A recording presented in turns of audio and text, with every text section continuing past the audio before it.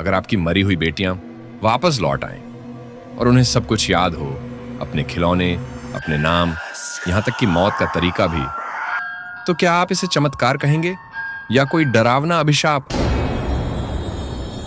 ये कहानी है इंग्लैंड के हेक्सहम नाम के एक छोटे से शहर की और दो जुड़वां बच्चियों की, जो शायद इस दुनिया में दूसरी बार आई थी।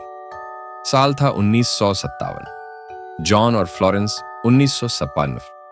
पॉलक की जिंदगी दो मासूम बच्चियों से रोशन थी, जोएना 11 साल की और जैकलिन 6 साल की। दोनों बहनें एक दूसरे से बेहद जुड़ी हुई थीं, जैसे आत्माएं साथ जन्मी हो। लेकिन फिर आया वो रविवार जिसने सब कुछ बदल दिया। सुबह सुबह जब वे चर्च जा रही थीं, तभी एक तेज रफ्तार कार ने उन्हें कुचल दिया।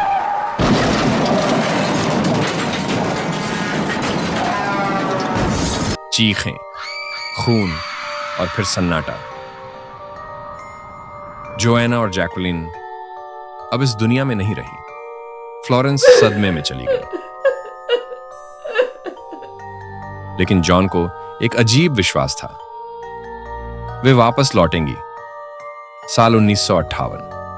फ्लोरेंस ने जुड़वां बच्चियों को जन्म दिया, गिलियन और जेनिफर। डॉक्टर्स हैरान थे।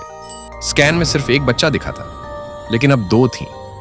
बिल्कुल पहले जैसी उम्र का अंतर, बिल्कुल पहले जैसी शक्लें। जेनिफर के माथे पर वैसा ही निशान था जो जैकलीन के माथे पर था, और उसकी पीठ पर एक सफेद निशान जो जैकलीन के पिछले ऑन ऑपरेशन का निशान हुआ करता था। जैसे जैसे गिलियन और जेनिफर बड़ी होती गईं, उन्होंने चीजें कहना शुरू किया जो कोई नहीं समझ सका। उन्होंने उन खिलौनों को पहचान लिया जो उनकी मरी हुई बहनों के थे।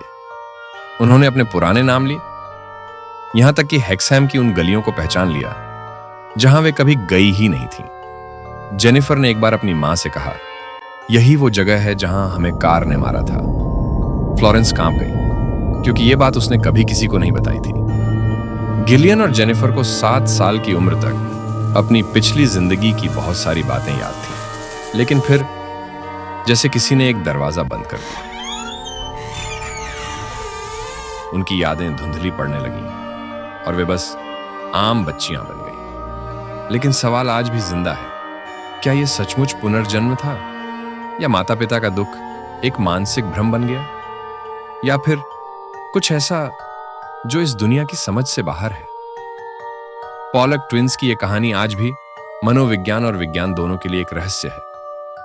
कई लोग इसे पुनर्जन्म का सबसे प्रामाणिक केस मानते हैं और कई इसे सिर्फ एक कोइंसिडेंस कहते हैं। पर आप क्या मानते हैं? क्या आत्माएं दोबारा लौटती हैं, या मौत वाकई सब कुछ खत्म नहीं करती?